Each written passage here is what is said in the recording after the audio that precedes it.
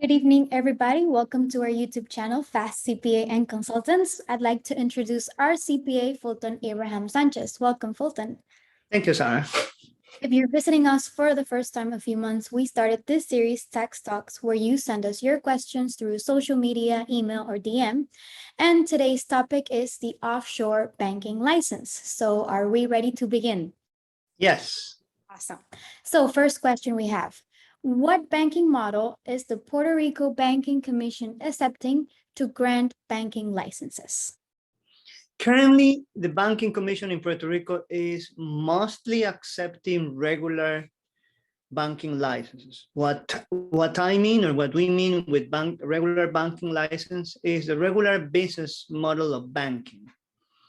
Before, they were accepting cryptocurrencies, but recently they have restricted the acceptance of those applications. I know that there are some licenses, banking licenses from Puerto Rico that include in the business model, in the business banking model, in the project, when they are presented and approved, they include cryptocurrencies, but not anymore. So it will be a good idea if the person plans to apply for a banking license in Puerto Rico, an international banking license in Puerto Rico, that the application is for a typical banking model of deposits received and loans given. If the cryptocurrency is added to the application, it's going to find a lot of scrutiny, a lot more of testing, that it will increase the amount of work and the amount of time for the approval. So it will be a good idea to start with a business model, banking business model that is traditional banking, deposits and loans. Understood. Our second question is, if my banking license is based in Puerto Rico, can I open branches in other US states? You can, but you will need the authorization from the Banking Commission in Puerto Rico, and also the financial banking services in the state. So you need two different authorizations. You cannot go and open an office in another state because you are the person will be, it will be a violation of the banking law to open a subsidiary or to open a branch in another state and don't apply, or not having the permit, not having the authorization from the financial services in the state where it's intended to apply for the branch. Got it. What are the requirements to apply for an offshore banking license in Puerto Rico? Most of the requirements are similar to other offshore jurisdiction and also to other state jurisdictions in the US. It will start with a business plan.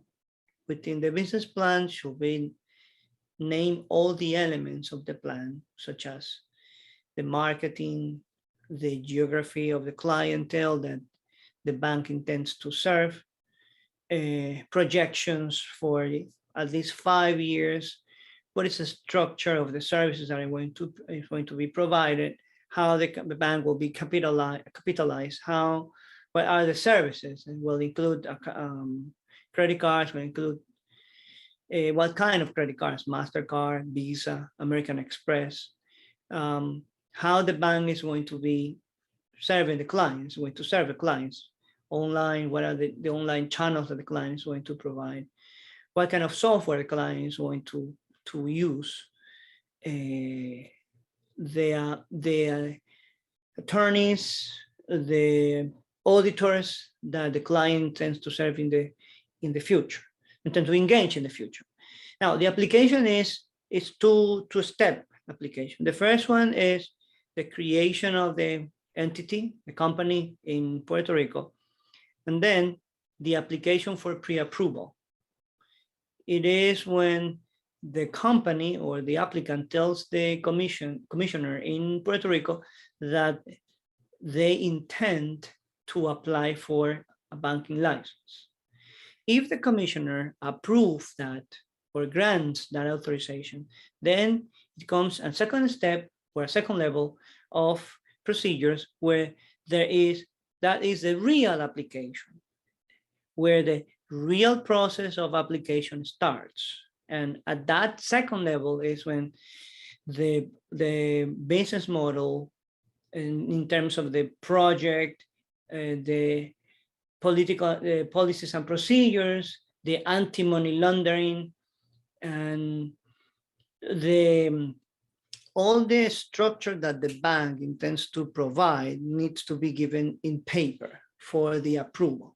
So in this second process, usually takes up to 6 months. And the more of the best or the more documents that are provided according to the application and to the requirements that the application entails, the better for the commissioner in the approval of the process. Got it. What other jurisdictions also offer offshore banking licenses? There are other jurisdictions like Cayman Islands that they are considered first tier, meaning they are first category in terms of providing licenses. Very old jurisdictions like Cayman Islands. There are second tier licensing like the Bahamas, British Virgin Islands. They are not that strict in terms of requirements as Cayman is, but they are second tier, meaning that they are second category of licenses. And finally, there is a third category of licenses like Dominica, Vanuatu in the South Pacific, in the Pacific South, that they are considered third tier. And they are, for example, Dominica, they are the easier to apply because the protectorate of Dominica, the Commonwealth of Dominica, please not confuse it with Dominican Republic. That's something else. This protectorate or this Commonwealth of Dominica is a territory from the England, or you could say from the United Kingdom, and they are interested in, first of all, qualify the clients, the candidates to apply for the license, but also they want to attract investment to the island. So there is quite a few requirements where the applicant needs to contribute to a fund in the island of Dominica, and then after same process. The process is similar to Puerto Rico. You have to provide a business plan, you have to provide anti-money laundering, you have to provide the policies and procedures, how you're going to manage transactions and serve your client. So the process is similar in all these offshore jurisdictions, including Puerto Rico, but is the classification. Puerto Rico and Cayman Islands will be in the first tier. I will say even Puerto Rico, it's even in a higher tier because it's separate.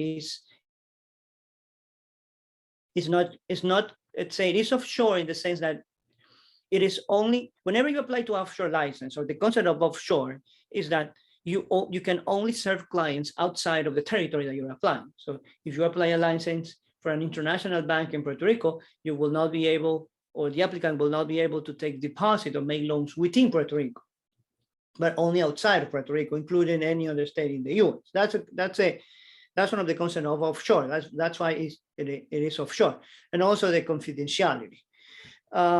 So Puerto Rico will be in a higher bracket, different from Cayman Island. Puerto Rico is, even though it's offshore, is part of the US system, banking system, and it will be supervised by the Federal Reserve. When the bank applies for what is called an account with the Federal Reserve. In the meantime, when there is no, because that is another process. In the meantime, when the bank has the license approved and the bank is working with the clients, the bank is supervised by the banking commission in Puerto Rico. Then, but that bank in Puerto Rico will be in a higher place compared to Cayman Island, that is completely offshore, first tier, Bahamas, British Virgin Islands, that is second tier, and Dominica and Vanuatu, that are in third tier.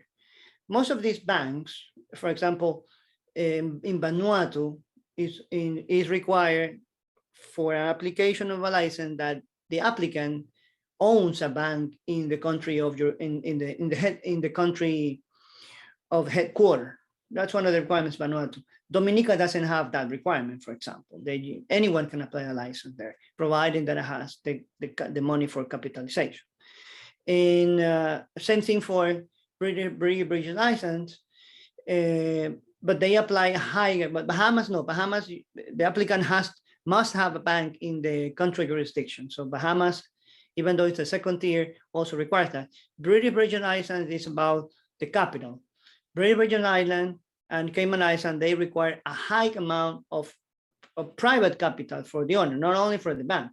The bank is, the average of the deposit for capitalization in an offshore bank is $1 million, $1.5 million.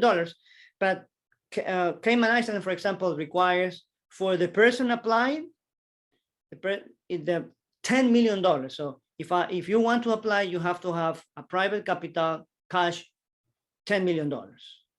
That's the difference between all these jurisdictions that you will need to apply. In addition to that, referring to particularly to Cayman Islands, no, I'm sorry, to Puerto Rico. Puerto Rico, once the license is approved, you will need a corresponding banking, because you need an account to function, to open your client, to do your transaction with your client. Same thing applies to the rest of the offshore banking. And then when you have in Puerto Rico, when you have the account for the corresponding banking, you will need then to apply for an account with the Federal Reserve. That will take probably 6 more months. So it's all this process.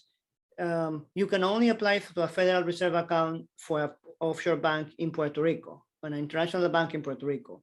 Offshore banks in other jurisdictions, Cayman Islands, etc., cannot apply to a Federal Reserve.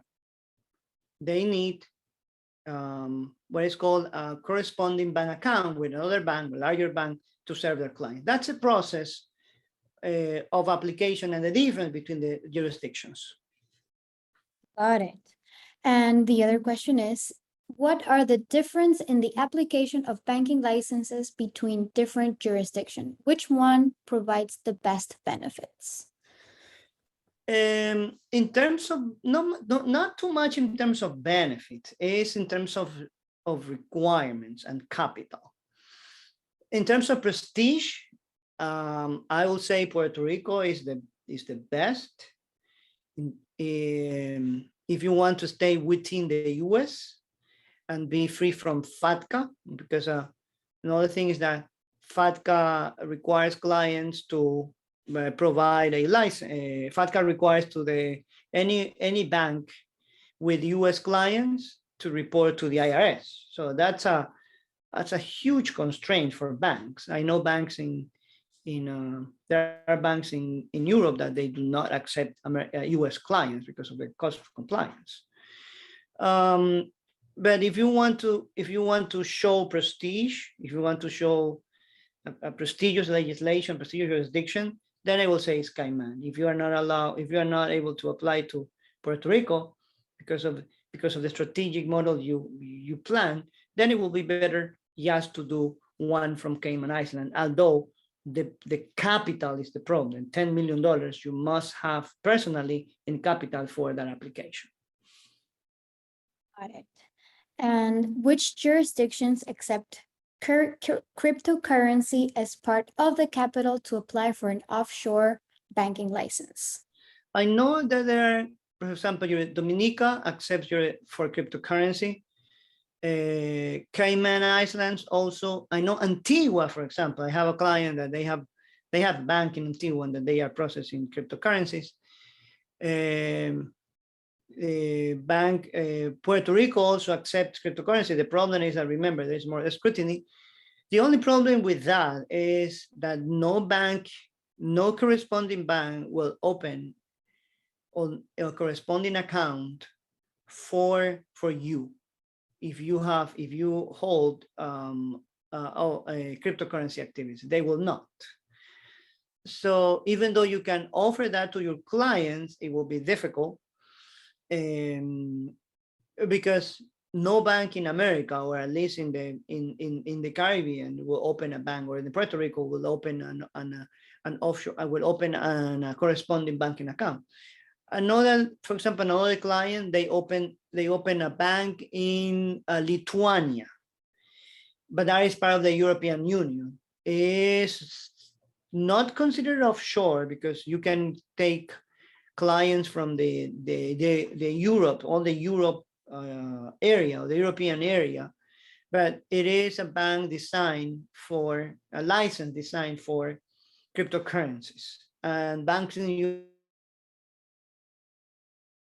do offer that. Although they were from America, from the US, here the process took almost 2 years to complete, with frequent trips to Lithuania, but it was completed, and they have an account. They have even an account with the central bank. They have a window with the central bank. Understood. And for our last question, we have, how long does the process of obtaining the offshore banking license take? Some jurisdictions, like Puerto Rico, take 6 months to 1 year. Cayman Islands, 6 months. Dominica is a little less. Probably could be up to 6 months. Antigua, it will take probably 1 year, because in Antigua the licenses will be approved by Congress. And finally, in Vanuatu, will take probably 6 months, but they are very straightforward. Understood. So that's all of our questions for today. Thank you, Fulton, for your information and your time, of course. If you have any more questions, you can send them to our email, social media, or DMs. We have an exclusive Facebook group. We'll put the link down below. Remember to subscribe to our channel, and we'll see you on the next video.